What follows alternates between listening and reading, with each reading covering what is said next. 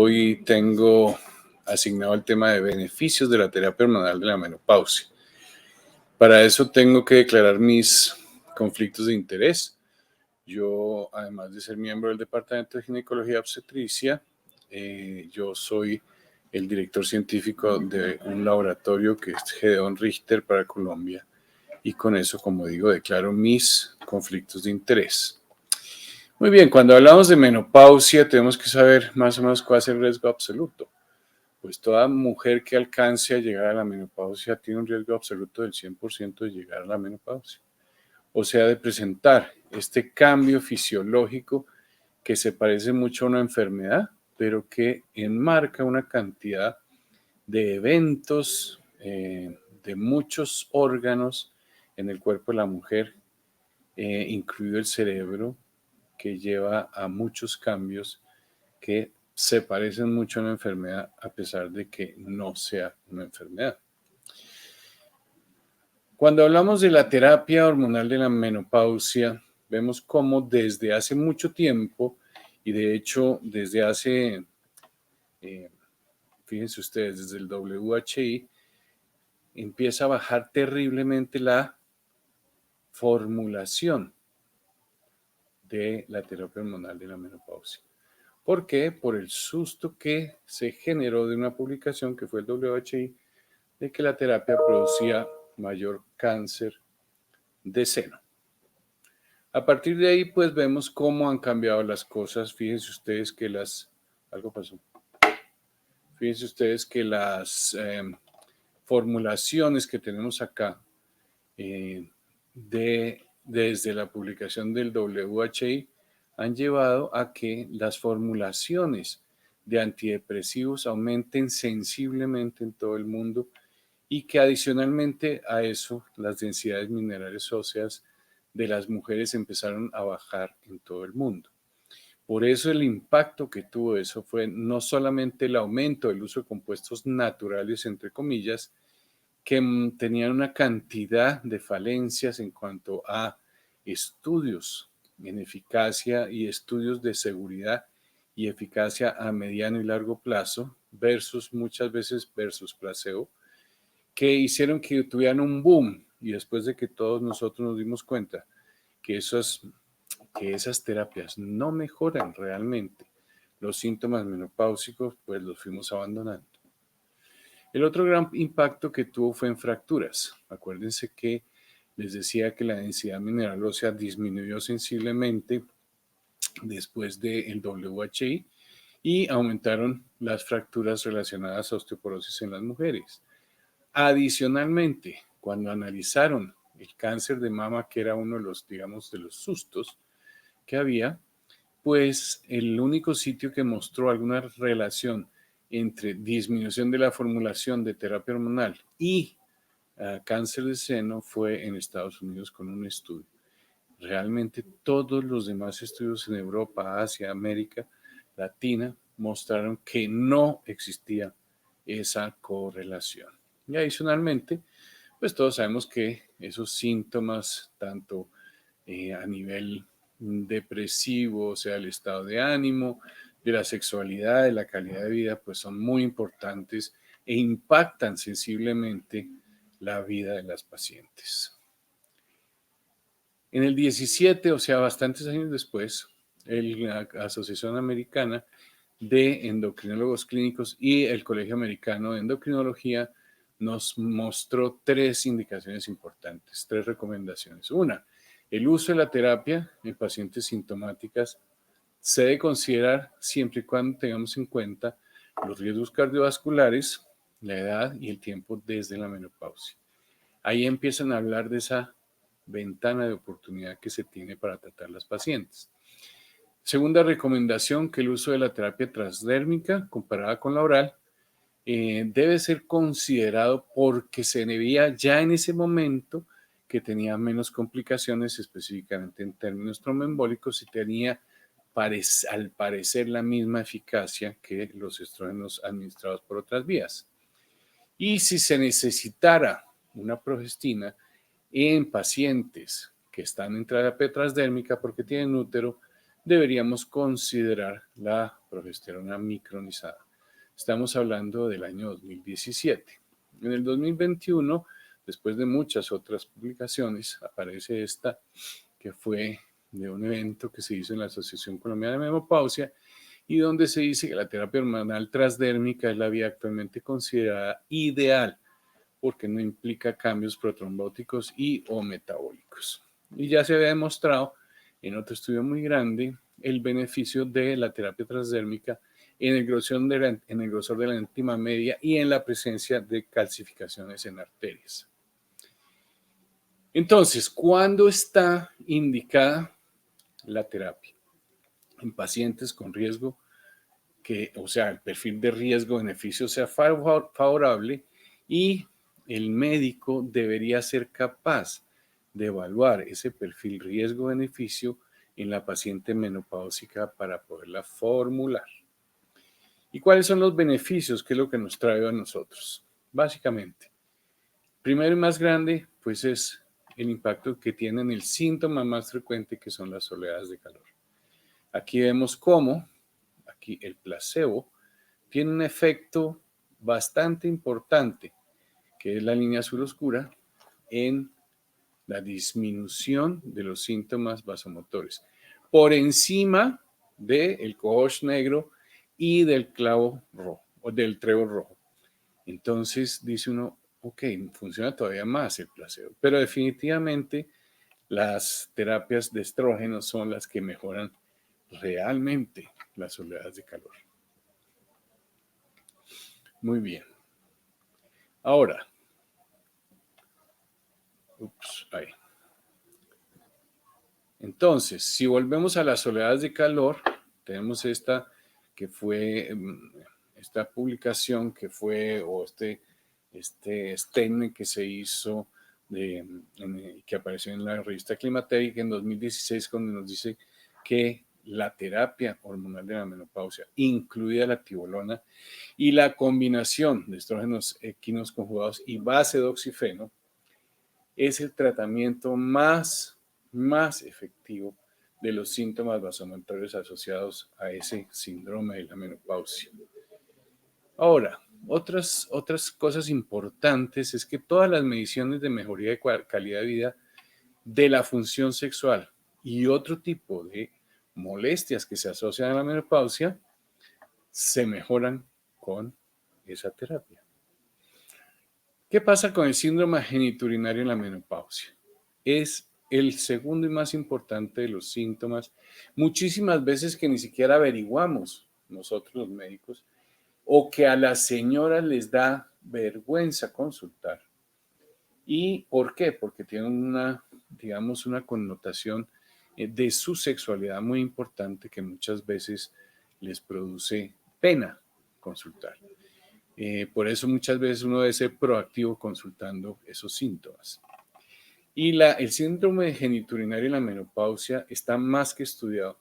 Y más que estudiado es que nosotros sabemos que las dosis de pequeñas de estriol a nivel tópico tiene la mejor respuesta en ese sentido. No solo la mucosa se vuelve un poco más gruesa, sino que además disminuye la resequedad vaginal y por consiguiente mejora la sexualidad.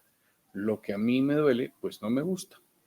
Y adicionalmente, y de la mano, las infecciones urinarias recurrentes disminuyen con el uso de estriol tópico.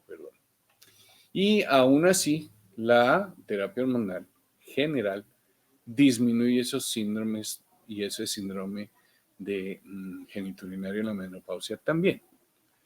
Muy bien, aquí están los síntomas, más o menos en qué consiste, los síntomas sexuales y cómo las pacientes tratadas versus las no tratadas van disminuyendo esos puntajes de esos síntomas que les están molestando, incluidas la tibolona.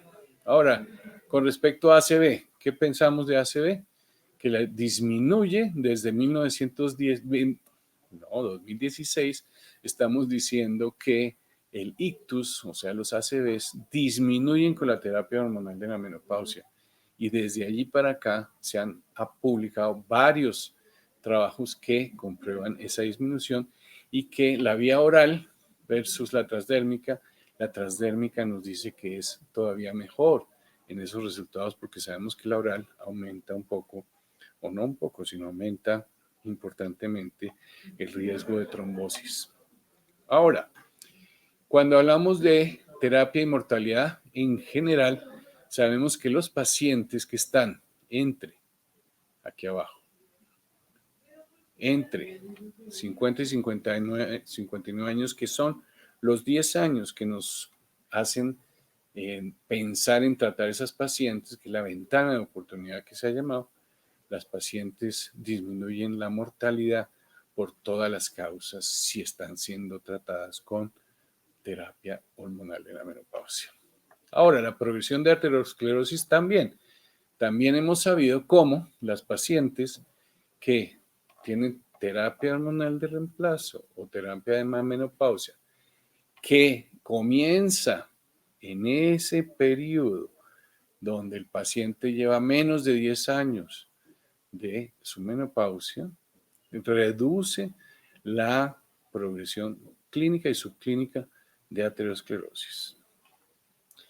La depresión, otro de los grandes interrogantes. Sí, la terapia hormonal de la menopausia disminuye todo el síndrome depresivo que se acompaña en esta menopausia y igual o un poco mejor que aquella que se reduce con la terapia oral. ¿Qué pasa con la terapia transdérmica y hueso? En este estudio que fue hace rato también, pero que nos muestra de ahí en adelante cómo se ha estudiado esto, es que las terapias de transdérmicas comparadas con raloxifeno son similares en términos de protección de hueso, quiere decir de protección de pérdida de densidad mineral ósea y por consiguiente de fractura. Y eso es muy importante tenerlo en cuenta.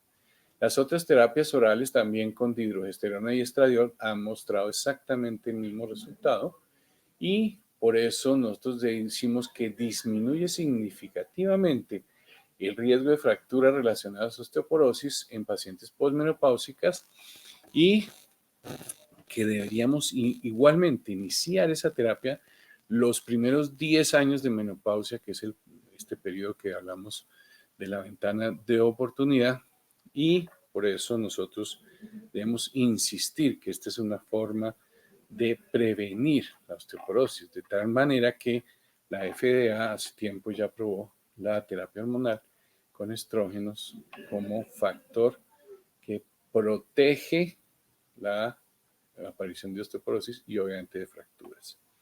Con respecto a los riesgos y beneficios cardiovasculares, pues son muchos. Sabemos que los estrógenos solos y las progestinas asociadas a estrógeno en paciente con útero, pues disminuye sensiblemente, sobre todo si la paciente es menor de 60 años.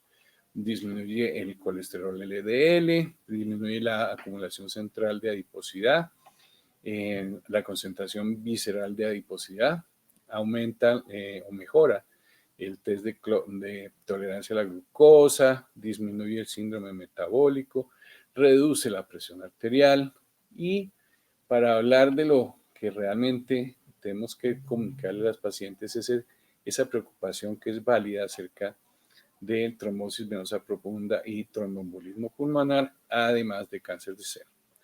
Cuando yo uso estrógenos orales, sabemos que aumenta la probabilidad de trombosis venosa. Se han estudiado ambas opciones, oral y transdérmica, y se ha visto cómo la transdérmica es 4 veces menor el riesgo de presentar trombosis venosa en varias situaciones clínicas en personas normales y con problemas protrombóticos. Aquí están los estudios más grandes que dicen desde 1,40 y pico hasta 4,5 el riesgo con terapia oral y cómo en los estudios como este, que fue el E3N francés, que nos muestra cómo la terapia transdérmica y con uso de progesterona micronizada, realmente el riesgo de esto es mínimo. Por eso, y para tenerlo en cuenta, otra vez las pacientes entre 50 y 59 años son las que más se van a beneficiar en ese sentido y que realmente no aumentan de forma importante su riesgo cuando utilizan la terapia, específicamente la oral. Por eso, cuando se quiere mitigar el riesgo de esa trombosis, pues debemos utilizar la terapia transdérmica. Con respecto al riesgo de cáncer de seno, aquí vemos el cáncer de seno que tiene mayor probabilidad de aparecer cuando utilizo estrógenos conjugados y medroxiprogesterona acetato versus aquella incidencia que está a mano izquierda en líneas azules de la terapia, el cáncer de seno, cuando yo tengo una terapia de solo estrógenos.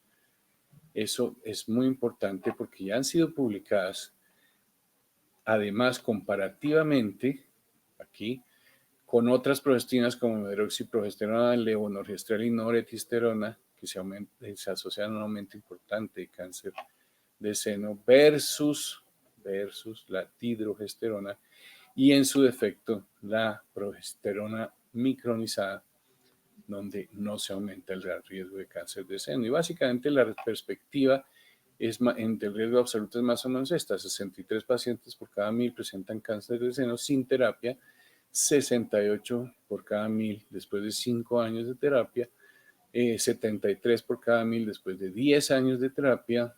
Aquí el peso que tiene estar en sobrepeso o obesidad en pacientes, que es 89 por 1000, o sea, mucho más importante que el uso de terapia, y aquellas que utilizan alcohol frecuentemente igual, 89 por 1000, versus aquellas que hacen mucho ejercicio, que son 5 días a la semana, donde son 45 por 1000.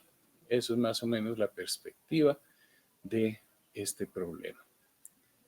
Y las vías de administración hoy, como habíamos dicho, básicamente pensamos como primera línea la vía de administración transdérmica por una disminución en el riesgo de trombosis venosa profunda, tromboembolismo, y asociado a eso, pues sabemos que hoy en día ya entendimos cómo viene eso de las oleadas de calor, que trata de un desbalance que se produce por la falta de estrógenos con todo el sistema de neuroquinina B que está en el cerebro y que, al haber estrógenos nuevamente con las terapias, funciona muy bien y baja rápidamente los efectos de esas oleadas de calor.